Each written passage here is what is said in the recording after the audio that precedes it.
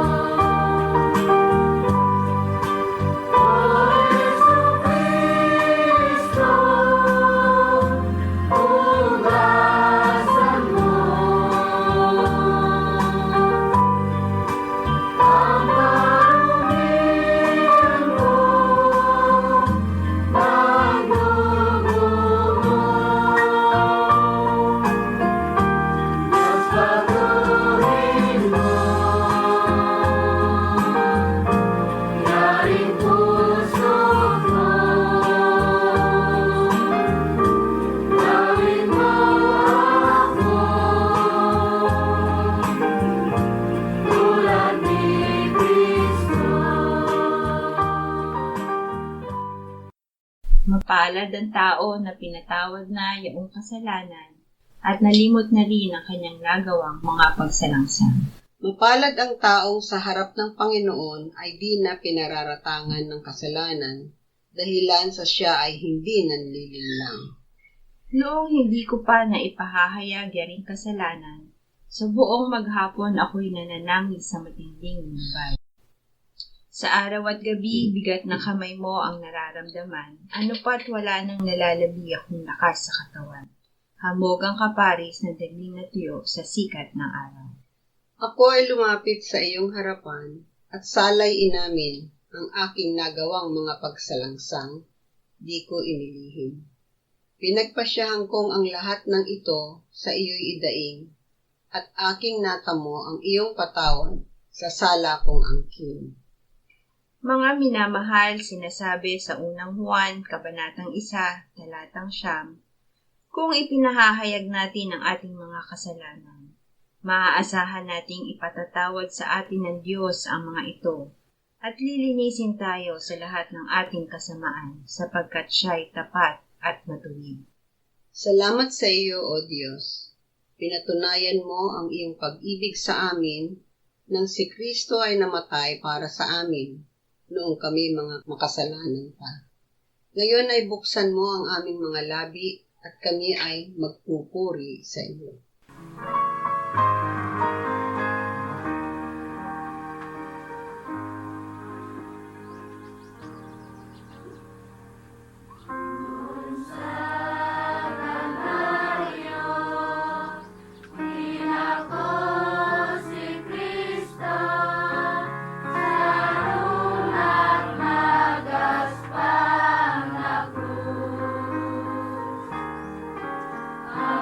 Yeah.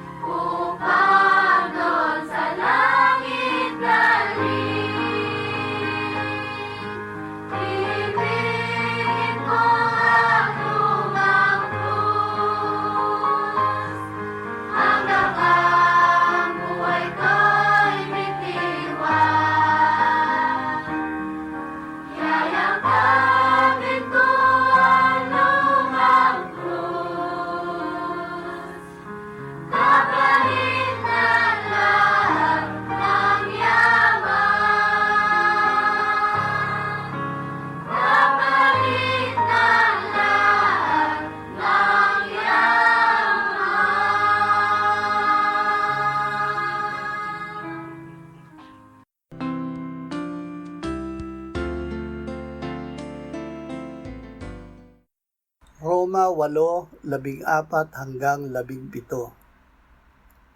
Ang lahat ng pinapatnubayan ng Espiritu ng Diyos ay sila ang mga anak ng Diyos. Sapagkat hindi kayo tumanggap ng espiritu ng pagkaalipin upang muling matakot, kundi tumanggap kayo ng espiritu ng pagkukupkop, na dahil dito'y tumatawag tayo, Aba, Ama. Ang espiritu mismo ang nagpapatotoo kasama ng ating espiritu na tayo'y mga anak ng Diyos. At kung mga anak ay mga tagapagmana rin, mga tagapagmana ng Diyos, at mga kasamang tagapagmana ni Kristo, kung tunay ngang nagtitiis tayong kasama niya, upang tayo'y luwalhatiin namang kasama niya.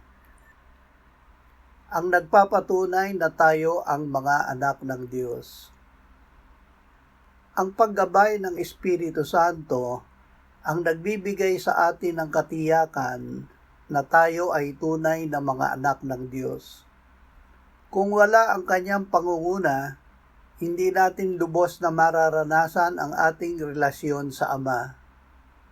Ang pagsusuko natin sa pag-akay ng Espiritu Santo ay hindi pabigat, kundi isang paraan upang maging panatag ang ating puso na tayo ay kabilang sa pamilya ng Diyos.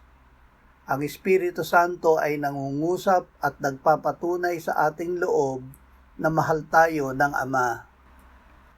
Awit 1:1-3. Mapalad ang taong hindi lumalakad sa payo ng masama, ni tumatayo man sa daan ng mga makasalanan, ni umuupo man sa upuan ng mga manunuya.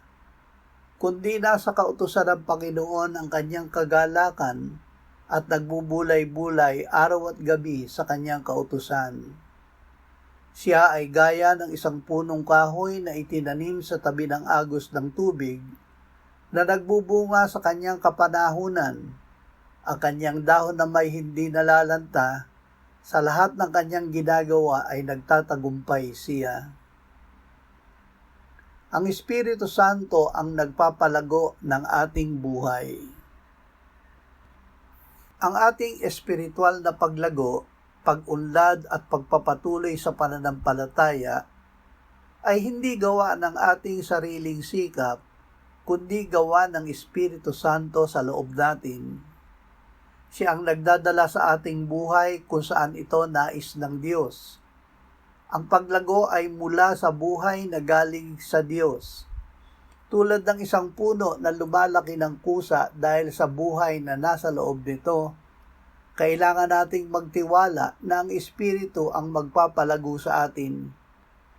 Hindi natin kailangang mabalisa sa ating pag-unlad, kailangan lang nating manatili sa Kanya. Unang Juan 2:20-27. Ngunit kayo'y pinahira ng banal at nalalaman ninyo ang lahat ng mga bagay. Tungkol sa inyo, ang pagpapahid na inyong tinanggap ay nananatili sa inyo, kaya't hindi na ninyo kailangan pang kayo'y turuan ng sinuman. Ngunit kayo'y tinuturuan ng kanyang pagpapahid tungkol sa lahat ng mga bagay, at ito'y totoo at hindi kasinungalingan. Kung paanong kayo'y tinuruan nito, ay gayon kayo manatili sa Kanya. Magpaturo sa Espiritu Santo. Tiyak ang pag-akay sa atin ng Espiritu Santo.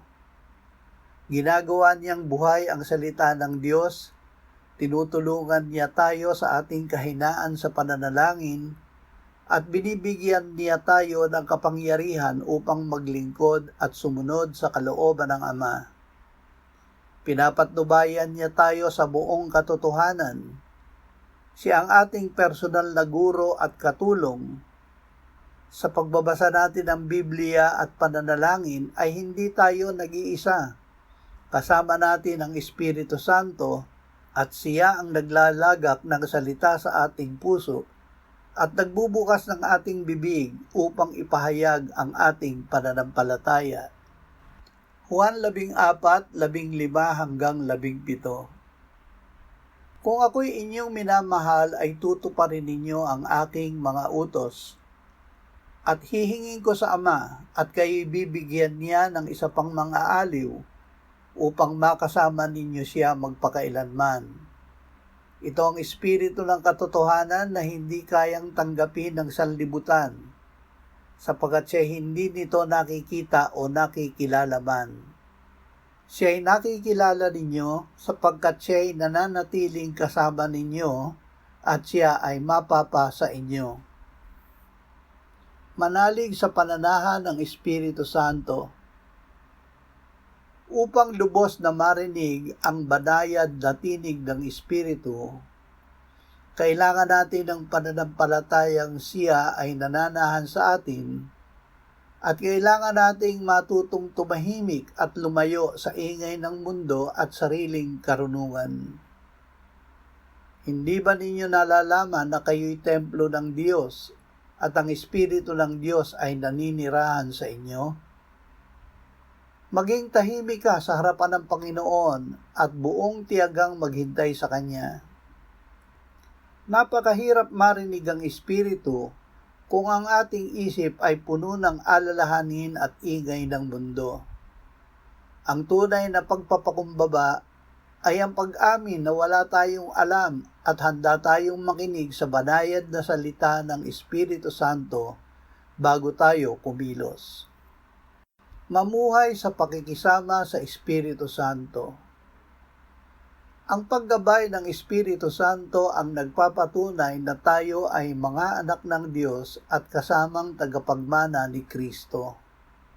Kaya't hindi na tayo dapat matakot kundi manatiling panatag sa pag-ibig ng Ama. Ang Espiritu Santo ang nagpapalago ng ating buhay espiritual. Tulad ng punong itinanim sa tabi ng agos, tayo ay kusang lalago at magbubunga kung mananatili tayo sa Diyos at hindi aasa sa sariling sikap. Ang Espiritu Santo ang ating personal na guro na nananatili sa atin, nagtuturo ng katotohanan at nagbibigay buhay sa salita ng Diyos sa ating puso, kaya't hindi tayo nag-iisa sa pagbabasa at pananalangin. Manalig tayo na ang Espiritu Santo ay nananahan sa atin bilang ating mga aliw. Kinakailangan nating tumahimik, lumayo sa ingay ng mundo, at mapagpakumbabang makinig sa kanyang banayad na tinig bago tayo kumilos.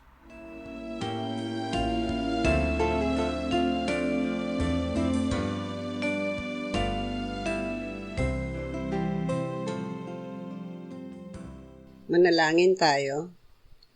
Panginoong Jesus, sinabi mo, malibang kainin ninyo ang laman ng anak ng tao at inumin ang kanyang dugo, kayo ay walang buhay sa inyo.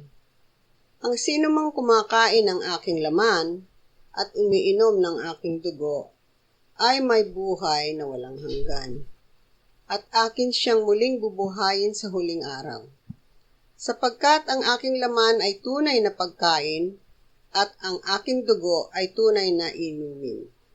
Siya na kumakain ng aking laman at umiinom ng aking dugo ay nananahan sa akin at ako sa kanya. Kung paanong buhay ang Ama na nagsugo sa akin at ako ay nabubuhay sa pamamagitan ng Ama, gayon din siya na kumakain sa akin, siya man ay mabubuhay sa pamamagitan ko. Panginoong Jesus, aming tagapagligtas, tinatanggap ka namin sa oras na ito bilang aming tinapay ng buhay.